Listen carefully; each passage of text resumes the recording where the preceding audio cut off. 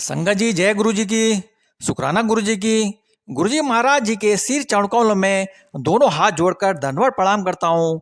साथ ही मेरी प्यारी प्यारी संगत को भी सादर नमस्कार करता हूँ। संगत जी, गुरु जी महाराज जी के सिर चरण कमलों में आंटी का सत्संग सुनाने के लिए हाजिर हूँ। तो संगत जी, आप सभी संगत लोग सत्संग को जरूर सुने और साथ ही शेयर भी जरूर करें, ताकि गुरुजी महाराज की ब्लेसिंग हमारे पूरे संगत परिवार पर बनी रहे। संगत जी, गुरुजी महाराज जी के चैनल को जिसने अभी तक सब्सक्राइब नहीं किया है, सब्सक्राइब भी जरूर करें। संगत जी, अब मैं गुरु मंत्र का जप करता हूँ।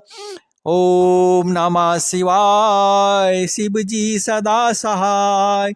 ओम नमः शिवाय, गुरु जी सदा सहाय। जय गुरु जी की। शुक्राना गुरु जी की।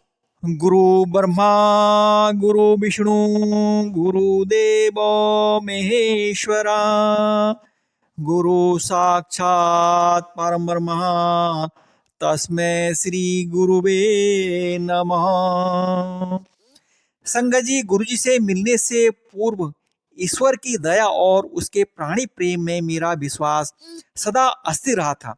गुरु कृपा का शब्दों में वर्णन करना अति दुसाध्य कार्य है।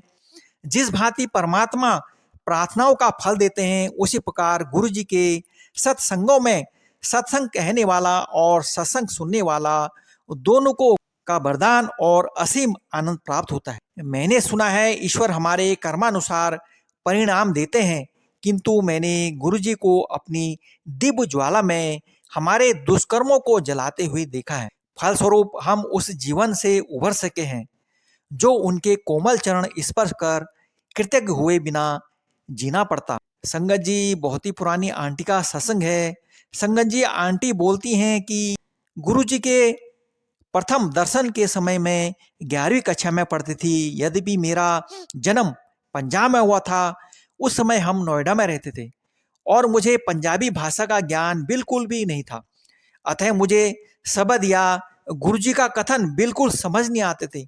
निसंदेह प्रथम दर्शन पर मुझे कितना अच्छा प्रतीत हुआ, यह वर्णन करना बहुत ही कठिन था। संगत जी, अपने विद्यालय के वार्षिकोत्सव पर मुझे स्वागत भाषण देना था।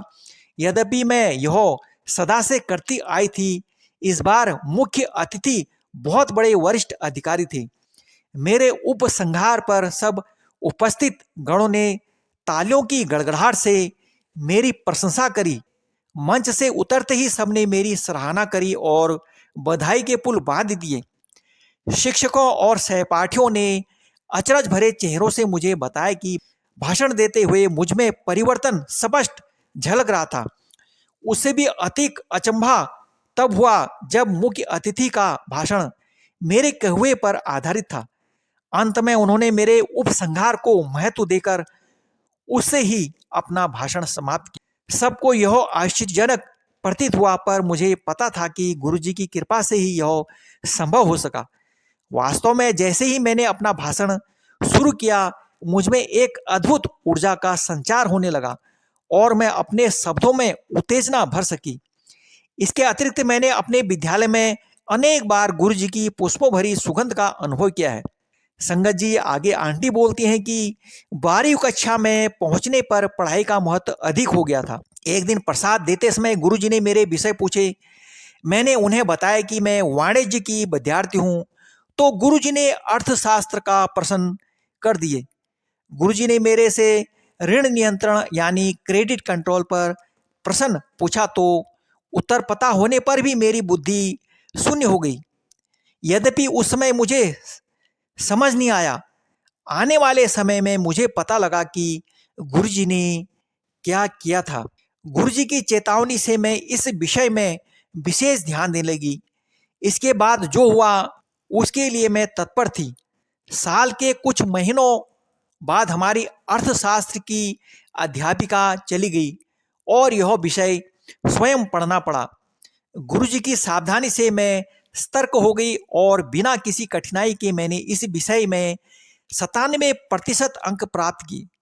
संगत जी, जैसे जैसे मेरी परीक्षाएं नजदीक आ रही थी, गुरुजी के पास दर्शन के लिए जाना कम हो गया। गुरुजी के निर्देश थे कि मैं पढ़ाई पर ध्यान दूं। संगत जी, 13 जनवरी उत्तर भारत में लोहड़ी के दिन में अपने माता पिता और भाई के साथ गुरु जी के दर्शन के लिए गई थी।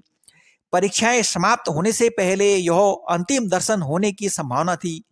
गुरु जी उस दिन स्वयं प्रसाद बांट रहे थे और जब तक मेरी बारी आई तो गुरु जी टाफियां दे रहे थे। प्रसाद वहीं पर समाप्त करना है, ऐसा गुरु जी का आदेश था। सो मैंने थोड़ा सा प्रसाद वहीं पर खा लिया और बाकी बचे हुए अपने पास रख लिया। संगत जी, मैं गुरु जी के पास आज्ञा लेने पहुंची और उनके कमल चरणों को स्पर्श करने झुकी। जब मैं उठ रही थी तो गुरु जी ने अपना एक स्वरूप निकाला और मुझे दिया। यद्यपि मैंने गुरु जी के पास कोई लिफाफा नहीं देखा था, मैं अति प्रसन्न हो गई, क्योंकि गुरु जी का स्वरूप तो अमूल्य है। गुरु जी ने उस रात क्या किया था, उन घटनाओं पर घर लौटते हुए चिंतन करने का अवसर मिला।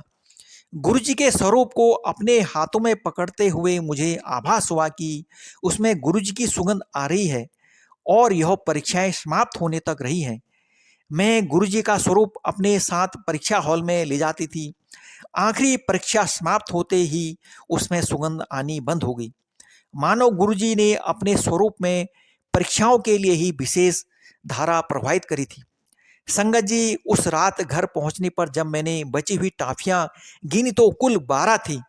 प्रत्येक परीक्षा के लिए 2 गुरु जी के स्वरूप और उन टाफियों के साथ मैंने अपनी परीक्षाएं पूरी करी।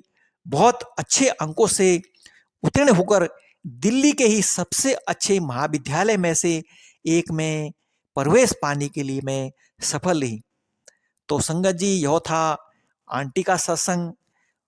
तो गुरु जी तो जाने जान हैं, उन्हें सब पता रहता है कि अपने भक्तों के लिए क्या करना है। तो संगत जी, मैं गुरु जी महाराज जी से यही अरदास करता हूँ अपने पूरे संगत परिवार के लिए कि गुरु जी महाराज, आप हमारे पूरे संगत परिवार पर कृपा बरसाए रखना, अपने चरणों में इसी तरह लगाए रखना। सुख में दुख में हम आपका शुक्राना करते रहेंगे, आपकी असीम कृपा पाते रहेंगे।